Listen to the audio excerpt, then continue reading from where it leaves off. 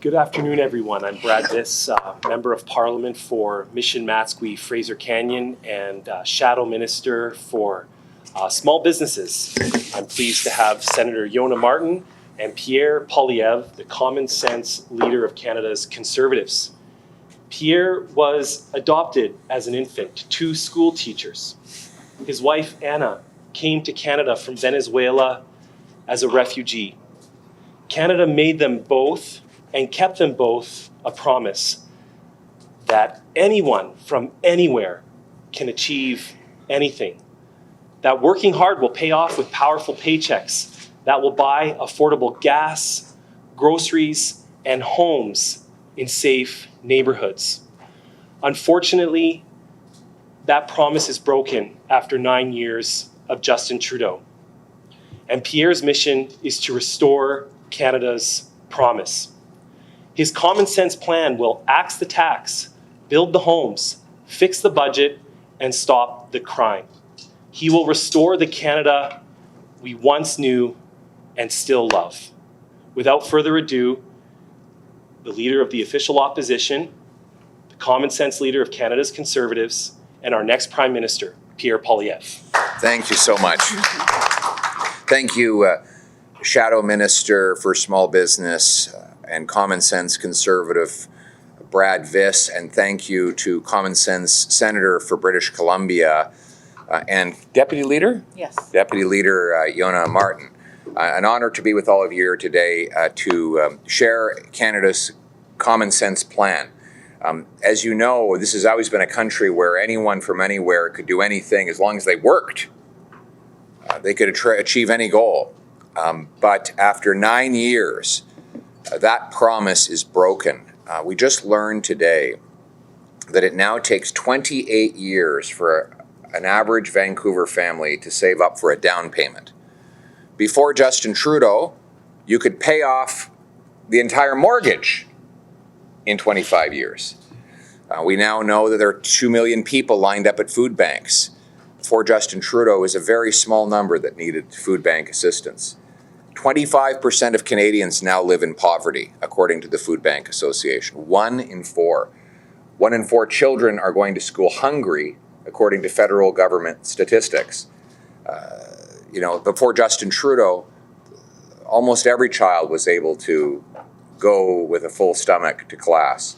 Now it's 1 in 4 that are hungry. After 9 years of Justin Trudeau, housing costs have doubled. Vancouver is now the most expensive housing market in North America and the third most expensive in the entire world, which is just mind-blowing. More expensive than New York City, Chicago, London, England, even more expensive than Singapore, which is a tiny island with 2,000 times more people per kilometer than Canada, and yet they have more affordable homes than Vancouver.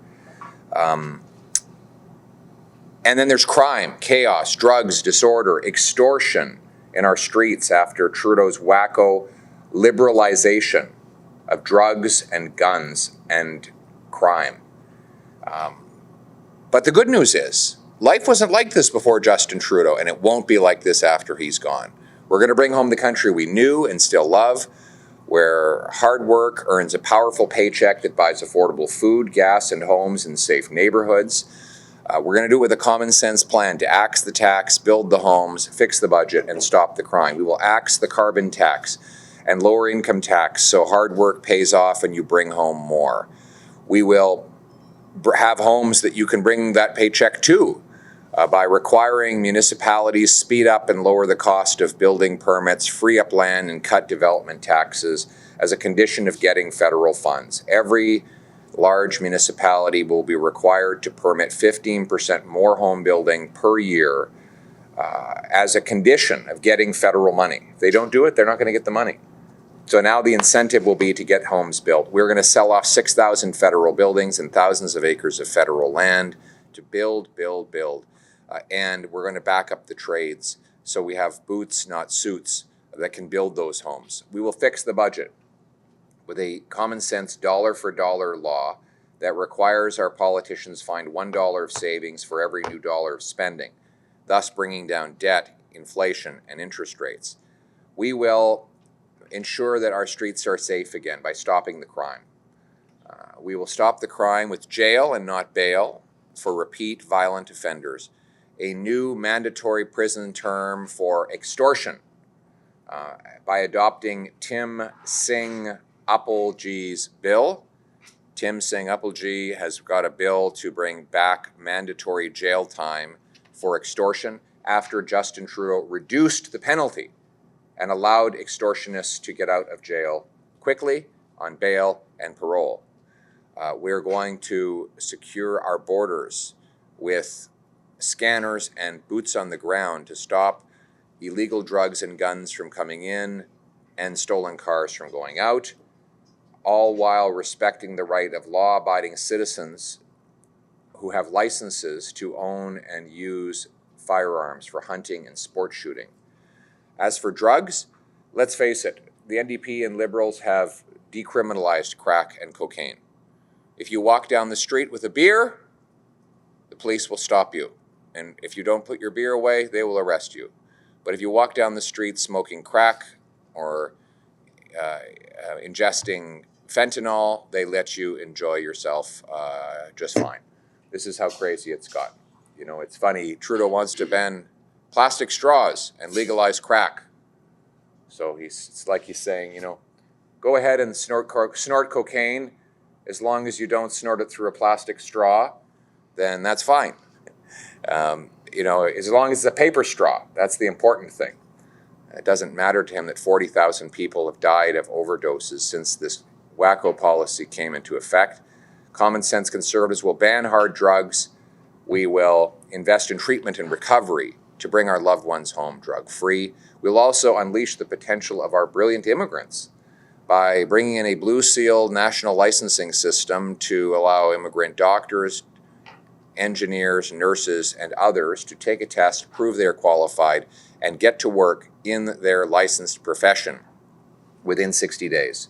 We'll fight for a flight from Vancouver to Amritsar to save 20 hours of travel to the Golden Temple from Vancouver. And we will fight for the freedom of everybody to enjoy the Canadian dream using a common sense plan, the common sense of the common people united for our common home. Now let's bring it home. Thank you. All right, we have a list of media organizations here, and everyone will get a chance to answer a question, but I'm just going to call out the media organization, and we'll go in that order. So to start, Iran International, please. Well, first of all, I would, what I want to see is that the Iranian government reverse its direction, stop harassing and abusing the population in Iran and here in Canada. I plan to direct my CBSA and immigration officials to deport non-citizens who are linked to the Iranian regime, so that you no longer have to see regime officials in gyms and restaurants and enjoying their mansions that they pay for with money stolen from the Iranian people. We want to kick them out of this country. We'll bring in the most devastating sanctions on the regime imaginable. We will ensure that the ban on the IRGC, which was long delayed, is actually enforced, and that we criminalize any activities by that organization. And we will confront the Iranian regime at every step. The regime is evil. It is targeting its citizens. It's harassing our citizens in this country. I believe it was behind the October 7th attack. I believe that we know that they killed 55 Canadian citizens, 30 permanent residents in the PS 752 attack. We need to hold them accountable at the International Criminal Court for this terrorist attack on our country. And that will be my approach in dealing with the regime in Tehran. Thank you. Up next is Sanjha TV. Sanjha. Nice to see you again. My question will start with a quote Yes. by Prime Minister Justin Trudeau. A question was posed about what he was doing to help the environment. He made the following wacky statement. We have recently switched to drinking water bottles out of water when we have water bottles out of away from plastic towards paper, like drink box, like water bottle sort of things. Mr. Poilievre, how do you plan to address the concerns of young Canadians regarding climate change? Right. And what policies would you implement to ensure a sustainable and green future for Canada? We have to unleash low-emitting and zero-emitting sources of energy like nuclear, hydroelectric, and other clean Canadian energy. We have the resources here to do it, but we have among the slowest permitting times. So if you want to get a nuclear reactor built in Canada, it takes about 20 years to go through all the bureaucratic delays. Yet nuclear is the most reliable base load supply of energy we have. We have the biggest supply of uranium in Saskatchewan in the world. And that could power nuclear reactors and small modular reactors across the country if we could speed up the permitting. Secondly, we're going to continue to incentivize carbon capture and storage so that our oil industry can capture the carbon it produces, put it back in the ground where it came from. Third, we're going to export clean Canadian natural gas so that we can displace dirtier forms of fuel in places like India. National Bank showed that if Canada supplied India with enough natural gas to meet half of its new electricity demand, then we would displace enough coal to reduce global emissions by 2.5 billion tons, which is 3 times the annual emissions of the entire Canadian economy. So why not export our clean Canadian gas right from the British Columbia coast, powered by clean hydroelectricity and liquefied in part using our cold weather to profit Indigenous peoples along the West Coast and reduce emissions of greenhouse gases in other parts of the world. That is my common sense plan to lower emissions and consumer prices using technology and not taxes. Let's bring it home. Thank you, Sanjha. No, it's not working. If it were working, then house costs would come down. Have they come down? They bring in this new tax and they say that somehow this is going to reduce housing costs. Well, it's been in place now. It hasn't worked. And they're cracking down on Airbnb, and that hasn't worked. So the problem is very simple. It's a very, very simple problem. Supply and demand. That's it. You can blame it on speculation, but do they have speculators in the States? I think so. It's the most capitalist economy in the history of the world. I think they have speculators there. So why is housing costs 45% cheaper in America? Why is it that you drive south of the border and the cost of a house goes down by 30, 40, 50, 60%? Is it because the Americans aren't greedy? They don't have any speculators down there? Of course not. There's speculators everywhere. There always have been speculators everywhere.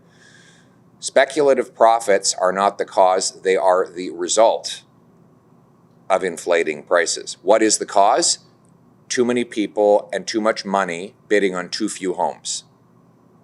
We have the fewest homes per capita in the entire OECD, even though we have the most land to build on.